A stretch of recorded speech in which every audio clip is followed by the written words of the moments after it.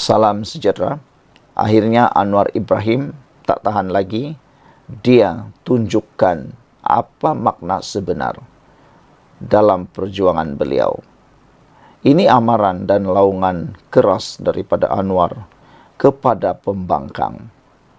Kata Anwar Ibrahim, jangan tunjuk pahlawan, sekadar tunggang jadi isu politik. Ini berkait BlackRock.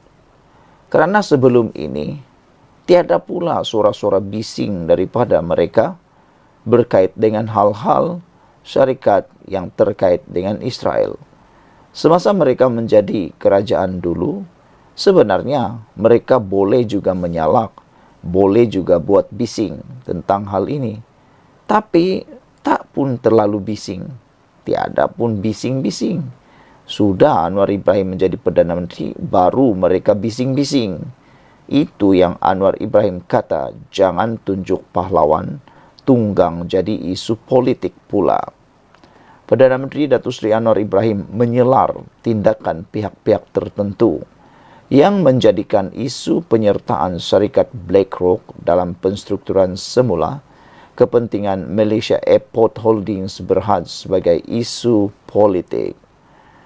Saudara-saudara sekalian, sebagai Perdana Menteri Datuk Seri Anwar Ibrahim mengecam tindakan-tindakan pihak-pihak tertentu yang mempolitikkan isu penyertaan syarikat BlackRock dalam penstrukturan semula kepentingan Malaysia Airport Holding Berhad.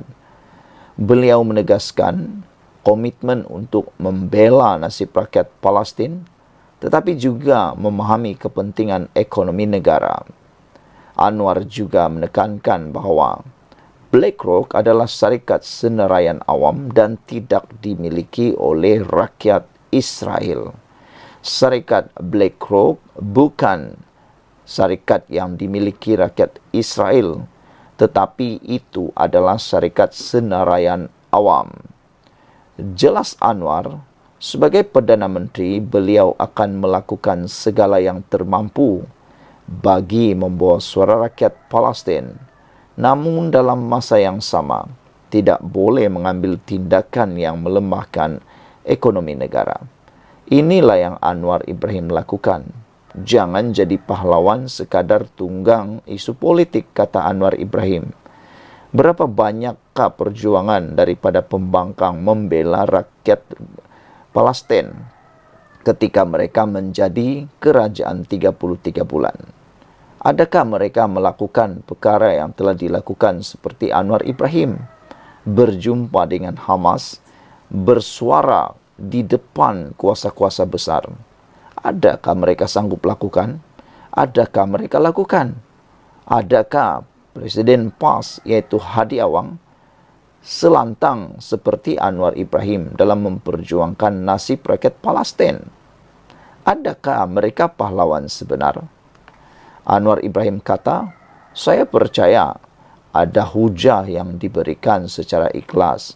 Ada sebahagian lagi nak tunggang isu ini sebagai isu politik, semata-mata mencari peluang modal politik yang mahu mereka gunakan. Dah habis modal lain, guna isu ini untuk tunggang pula. Kata Anwar Ibrahim lagi menambah, boleh menegur saya, tak ada masalah. Tapi janganlah nak tunjuk pula jadi pahlawan. Kalau betul-betul nak jadi pahlawan, jangan tunggang isu ini sebagai isu politik. Tapi pergilah menjadi pahlawan sebenar di bumi Gaza. Siapa yang izinkan syarikat Israel beroperasi di sini dulu, kata Anwar Ibrahim. Kapal mana yang dibenarkan masuk oleh mantan Perdana Menteri tahun 2002? Diteruskan pula oleh semua kerajaan, semua pemimpin termasuk mantan-mantan menteri yang bising sekarang. Beberapa hari yang lepas, Mahathir mengecam Anwar Ibrahim tentang perkara MAHB. Tapi dia lupa apa insiden tahun 2002. Kita runding dulu, kata Anwar Ibrahim, berkait dengan GIP. Akhir tahun lalu, BlackRock ambil alih. BlackRock ada operasi atau syarikat yang ada kepentingan BlackRock ada di Kelantan, Selangor, Sarawak, di seluruh negara dan di pasaran saham. Jadi kata Anwar Ibrahim, beliau mengulas kritikan bekas Perdana Menteri Tun Dr. Mahathir Mohamad yang mempersoal hasrat MAHB menjual 30% saham mereka kepada BlackRock yang didakwa mempunyai kaitan dengan Israel. Sebelum ini, Menteri Pelaburan, Perdagangan dan Industri MITI, Tengku Datuk Seri Zafrul Tengku Abdul Aziz mempertahankan keputusan kerajaan membenarkan BlackRock memiliki pegangan dalam Malaysia Airport. Beliau turut menekankan BlackRock adalah syarikat senaraian awam dan tidak dimiliki rakyat Israel. Sekian untuk kali ini. Jangan lupa tinggalkan komen anda. Kita jumpa lagi. Bye-bye. Salam sejahtera. Anwar Ibrahim kata, ekonomi terjejas jika putuskan hubungan dengan semua syarikat berkaitan Israel. Perdana Menteri Anwar Ibrahim hari ini berkata, di sebalik tindakannya memutuskan semua hubungan dengan syarikat milik Israel di negara itu, ekonomi Malaysia akan terjejas jika perkara sama dilakukan ke atas semua syarikat berkaitan Israel yang beroperasi di luar negara. Saudara, menurutnya, ini khususnya jika membabitkan syarikat-syarikat berkaitan Israel yang beroperasi di luar daripada negara ini, Malaysia. Baik, kata Anwar Ibrahim, bagaimana syarikat asing yang ada operasi ibu pejabat di Amerika Syarikat, Jerman, China, ada kaitan dengan Israel, katanya. Maksud Anwar Ibrahim ialah syarikat itu bukan milik Israel, tetapi ada kaitan dengan Israel. Mungkin sebahagian daripada pelaburan milik Israel dalam syarikat itu. Adakah anda dapat fikirkannya? Tak ada upaya kita dalam keadaan sekarang membatalkan hubungan itu, kerana ini akan menjejaskan ekonomi negara, katanya selepas menunaikan solat Jumaat di Masjid Tun Abdul Aziz di Petaling Jaya hari ini. Anwar berkata demikian ketika mengulas bidasan terhadap penjualan saham Malaysia Airport Holdings Berhad kepada Global Infrastructure Partners GIP, sebuah firma yang bakal diambil alih oleh BlackRock yang berpangkalan di Amerika Syarikat, yang didakwa membiayai pembunuhan beramai-ramai di Gaza. Umat Islam khususnya rakyat Malaysia berpakat ialah kita dari segi kerajaan dan saya sendiri buat pendirian maksimum depan kuasa besar, jumpa pemimpin Hamas, kita dah buat sedaya upaya kita, kata Anwar. Saya percaya sebahagian yang menentang ada hujahnya dan ikhlas, tapi sebahagiannya nak tunggang politik. Jangan guna isu ini kerana isu ini harus persatukan kita, kata Anwar Ibrahim. Sehubungan itu, Perdana Menteri berkata rundingan dengan GIP harus dilakukan terlebih dahulu. Kita runding dulu dengan GIP.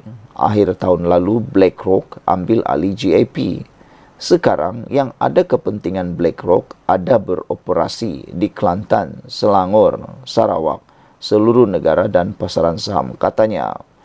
Anwar menjelaskan kerajaan tidak mahu bertindak ke atas mana-mana syarikat asing yang didakwa mempunyai kaitan sokongannya dengan Israel, kerana ia juga dikhawatiri akan menjejaskan ekonomi negara.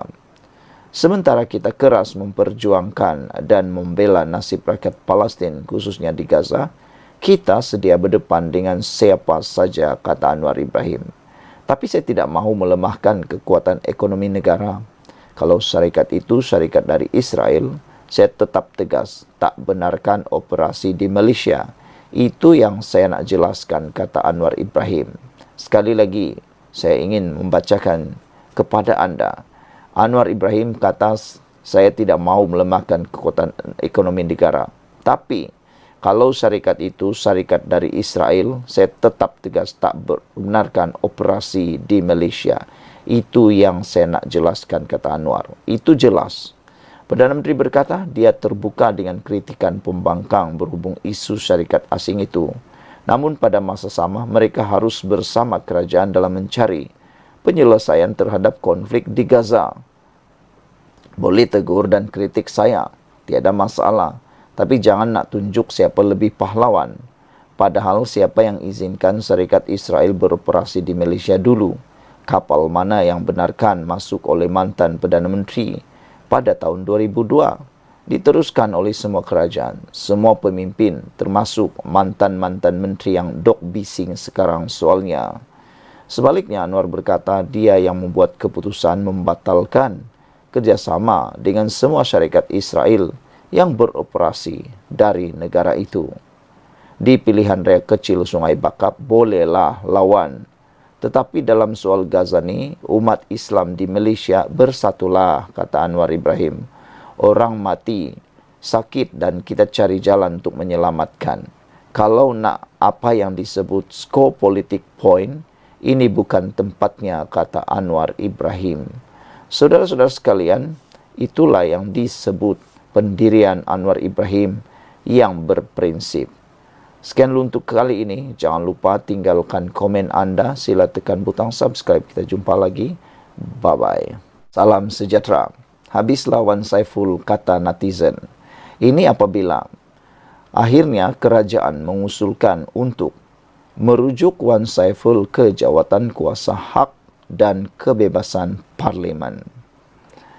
Kerajaan mengusulkan untuk merujuk Wakil Rakyat Bersatu Wan Saiful Wanjan kepada jawatan kuasa hak dan kebebasan parlimen.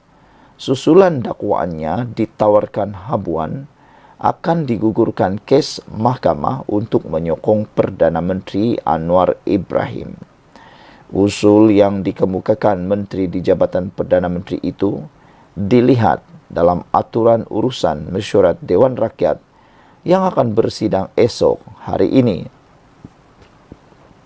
Bahawa pada hari Rabu 28 Februari 2024 dan Kamis 21 Mac 2024, Yang Berhormat Datuan Saifuruddin Wan Jan, ahli Parlimen Tasik Gelugur, telah menyatakan bahawa pertuduhan kes mahkamah terhadap Yang Berhormat Tasik Gelugur boleh dibatalkan dan digugurkan masing-masing seperti dalam penyata rasmi muka surat 41 pada 28 Februari 2024 dan penyata rasmi muka surat 38 dan 39 pada 21 Mac 2024. Bahawa Dewan Yang Mulia ini memandang serius kenyataan ahli Parlimen Tasik Gelugur di mana secara tersirat telah mendakwa bahawa ada individu yang konon bertindak bagi kerajaan boleh memanipulasi untuk membatal atau menggugur pertuduhan kes mahkamah terhadap ahli Parlimen Tasik Gelugur. Bahawa perbuatan ini telah menunjukkan ahli Parlimen Tasik Gelugur telah menyebut perkara yang sedang dalam timbangan mahkamah dan boleh dianggap merosakkan kepentingan pihak-pihak yang berbicara dalam kes tersebut, kata usul berkenan. Menteri di Jabatan Perdana Menteri menjelaskan usulnya merujuk ahli Parlimen Tasik Gelugur kepada jawatan kuasa hak dan kebebasan Dewan Rakyat.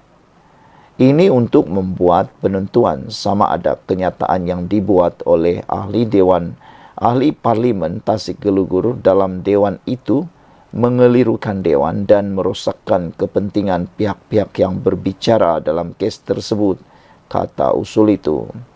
Selain itu, Menteri di Jabatan Perdana Menteri berkata, usulnya juga supaya jawatan kuasa mengambil apa-apa keterangan yang difikirkan perlu dan membuat syur dalam satu penyata untuk pertimbangan Dewan Rakyat.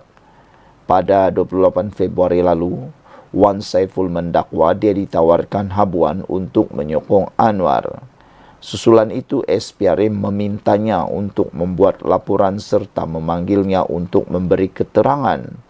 Namun, Wan Saiful berkata, dia tidak dapat hadir ke Ibu Pejabat SPRM ekoran tarik yang tidak sesuai, selain membangkitkan soal kekebalan anggota Parlimen dan Dewan Rakyat. Saudara, Selepas adanya usul kepada jawatan kuasa ini, maka apakah Wan Saiful akan terpaksa memberikan kenyataan kepada SPRM? Kita tunggu dan lihat. Saya secara pribadi mahu melihat siapa yang akan terkantoi dalam hal ini. Adakah Wan Saiful atau ada orang yang akan ditangkap kerana benar-benar mahu memberikan habuan kepada Wan Saiful? Ini makin menarik. Sekian dulu untuk kali ini. Jangan lupa tinggalkan komen Anda. Kita jumpa lagi. Salam sejahtera. Ini keadaan terkini Speaker Dewan Rakyat. Adakah benar tangan Speaker yang ada sekarang ini, iaitu Tan Sri Johari, terikat dalam menentukan keputusan pengosongan kerusi? Keadaan seolah-olah semua mereka yang berkepentingan membayangkan berada di tempat Speaker Dewan Rakyat Johari Abdul ketika ini. Kalau boleh, mereka juga mahu membuat keputusan bagi pihaknya berkaitan status 6 ahli Parlimen Bersatu yang dikatakan mengkhianati parti dengan menyokong Perdana Menteri Anwar Ibrahim. Selepas berbulan-bulan diperdebat, dua pemimpin bersatu bersependapat bahawa Johari tiada pilihan kecuali mengisytiharkan 6 kerusi Parlimen dan membuat PRK, pilihan raya kecil. Semalam, Bersatu menyerahkan notis pemakluman kekosongan kerusi 6 ahli parlimennya yang sudah terhenti keahlian mereka serta-merta kepada pejabat Speaker Dewan Rakyat dan sudah diterima pejabat Johari Abdul. Mengikut perkara 49A Perlembagaan Persekutuan Perenggan 3, Speaker Dewan Rakyat perlu memastikan berlakunya pengosongan luar jangka dalam tempoh 21 hari selepas notis diterima. Johari tiada pilihan kecuali mengisytiharkan 6 kerusi parlimen tersebut kosong dan seterusnya memaklumkan kepada Suruhanjaya Pilihan Raya SPR bagi membolehkan pilihan raya kecil diadakan. Itu kata Naib Presiden Bersatu Ronald Kiandi yang menandatangani surat itu selaku Ketua Whip Parti. Berpandangan serupa, ahli MPT Bersatu Wan Saiful Wanjan pula menegaskan Johari perlu berbuat demikian selepas Speaker Dewan Undangan Negeri Kelantan Muhammad Amar Nik Abdul mengumumkan berlaku kosongan luar jangka di kerusi Nenggiri yang disandang Azizi. Saya berharap Johari sebagai Speaker Dewan Rakyat akan memastikan ada sedikit keseragaman dalam pelaksanaan peraturan-peraturan Dewan Undangan Negeri dan Dewan Rakyat, kata Wan Saiful sambil menambah, kemungkinan tercetus satu krisis perlembagaan yang serius sekiranya duluan daripada keputusan Speaker Dewan Undangan Negeri Kelantan itu tidak dituruti. Pandangan kedua-duanya seperti direstui pakar perlembagaan dan undang-undang Profesor Dr. Nik Abdul Kamal Nik Mahmud yang beranggapan ia akan menimbulkan sesuatu yang pelik sekiranya keputusan yang akan dibuat Johari berbeza dengan Speaker Dewan Undangan Negeri Kelantan. Kalau ada dua keputusan berbeza, macam pelik. Seolah-olah peruntukan undang-undang anti lompat parti itu memang tak jelas atau terbuka kepada pelbagai tafsiran sedangkan peruntukannya sama. Pindaan Perlembagaan Negeri Kelantan sama dengan pindaan Perlembagaan Persekutuan. Peruntukan yang sama digunakan di negeri dan persekutuan, katanya dipetik Harian Metro. Dalam memperkuat hujahnya, Wan Saiful tidak hanya berpeluk tubuh. Ahli Parlimen Tasik Gerlugur itu mengundang bekas Speaker Dewan Rakyat Azhar Azizan Harun sebagai tetamu audio siar program bersama WSWJ yang dikendalikannya dan disiar di laman YouTube Ahad lalu. Menegaskan Speaker tidak mempunyai kuasa untuk mempersoalkan tindakan parti sekiranya notis pengosongan kerusi parlimen diterima. Azhar berkata bukan hak beliau untuk mempersoalkan perkara itu dan ia juga sealiran dengan peruntukan Undang-Undang Akta Akta Pertubuhan. Terdapat satu seksyen bahawa tafsiran yang diambil MKT sesebuah parti mengenai peruntukan perlembagaannya adalah muktamad dan tidak boleh dipersoal di mahkamah pula. Dengan rasa hormat kepada Speaker Johari, cadangan saya ialah sememangnya beliau tidak boleh mempersoalkan taksiran parti dan tindakan parti itu, dan apa yang perlu dilakukan ialah mengikut 49E memastikan kekosongan luar jangka sahaja. Sebelum ini, keahlian 7 Wakil Rakyat Bersatu termasuk Adun Selat Kelang, Abdul Rashid Asari yang menyatakan sokongan kepada Menteri Besar Selangor Amiruddin Syari gugur serta-merta selepas gagal menjawab surat arahan bertulis MPT Bersatu dalam tempoh 14 hari berakhir 31 Mei untuk menzahirkan ikrar taat setia kepada parti itu. Kekal konsisten dengan pandangannya, Peguam Kanan Hanafi Katri Abdullah bagaimanapun menjangkakan Johari akan menolak notis bersatu itu. Antaranya kerana permohonan bersatu itu bertentangan dengan Akta Perlembagaan Pindaan nombor 3 2022 Akta E1663 atau dikenali sebagai Akta Anti Lompat Parti. Pindaan perlembagaan dibuat bersatu juga tidak memberi kesan besar sehingga menyebabkan 6 bekas ahli parlimen bersatu yang menyatakan sokongan kepada Perdana Menteri terpaksa mengusungkan kerusi masing-masing seperti termaktub dalam perkara 49E Perlembagaan Persekutuan. Bagi saya, tindakan Speaker menolak permohonan bersatu nanti tepat kerana dipecat daripada parti tidak dikira sebagai perbuatan melompat parti yang mengakibatkan seseorang ahli parlimen tergugur status sebagai wakil rakyat, katanya kepada Sinar Premium Jumaat lalu. Hanif mengandaikan Johari sebagai salah seorang pemimpin Pakatan Harapan PH tidak mungkin membuat keputusan yang akan merugikan parti dan menjejaskan kedudukan Anwar sebagai Perdana Menteri. Jadi dari segi politik, saya tidak percaya Johari akan membenarkan permohonan bersatu, katanya. Senada dengannya, pengarah eksekutif Ilham Center Hisamuddin Bakar turut tidak menolak kemungkinan bersatu membawa kes membabitkan 6 bekas ahli parlimennya ke mahkamah sebagai jalan terakhir untuk mengosongkan kerusi terbabit. Bagaimanapun, prosiding kes ini mungkin mengambil masa lama sehingga PRU 16 sekaligus menyebabkan ke-6 ahli parlimen terbabit terselamat tambahnya. Elok dirujuk temu bual terakhir Johari dengan Desta pada 7 Jun sebelum beliau berlepas ke Tanah Suci untuk mengejarkan haji yang menyatakan beliau akan memerlukan masa untuk meneliti semua perkara dengan cermat, terutama melibatkan undang-undang termasuk Akta Anti Lompat Parti, sebelum memutuskan sebarang keputusan terhadap 6 ahli parlimen bersatu itu. Untuk saya mengambil tindakan, saya mesti berhati-hati. Saya mesti mendalami segala-galanya, semua aspek, sebab apa juga keputusan yang saya buat bukan saja memberikan kesan kepada ahli parti atau ahli parlimen tetapi juga negara. Saya mengambil sikap amat berhati-hati serta cermat dan selagi saya tidak yakin dengan keputusan yang saya buat, saya tidak akan buat dulu, kata beliau. Saya amat berhati-hati bukan sahaja undang-undang tetapi moral dan segalanya. Saya kena pastikan bahawa tindakan saya itu betul dan tidak mahu dipersalahkan atau rasa bersalah apabila saya tidak berada di jawatan itu nanti, katanya.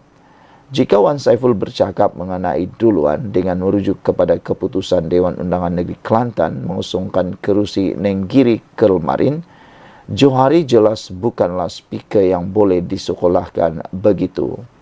Pada 17 Januari 2023, Johari yang baru mengangkat sumpah sebagai speaker ke-11 Dewan Rakyat pada 19 Disember 2022, memutuskan 4 bekas ahli bersatu Sabah, Mat Bali Musa Sepitang, Armizan Muhammad Ali Papar, Khairul Firdaus Akbar Khan Batu Sapi dan Jonathan Yasin Ranau yang bertanding dan menang semasa PRU15 lalu tidak perlu mengosongkan kerusi parlimen walaupun mereka keluar parti bagi menyokong Anwar. Keputusan itu dibuatnya selepas Kiandi dan juga ahli parlimen Beluran dalam satu kenyataan pada 21 Disember 2022 berkata, Bersatu sudah menghantar notis kepada Johari untuk memastikan berlaku kekosongan luar jangka membabitkan 4 kerusi parlimen di Sabah. Ia susulan dakwaan bahawa 4 ahli parlimen itu melakukan kesalahan, melompat parti apabila bertindak keluar Bersatu Sabah dan menjadi ahli langsung dalam GRS yang diketuai Ketua Menteri Haji Jinor. Bersatu kemudian memanjangkan kes itu ke mahkamah. Duluan seperti yang mahu ditekankan oleh Wan Saiful sudah pun wujud lebih awal.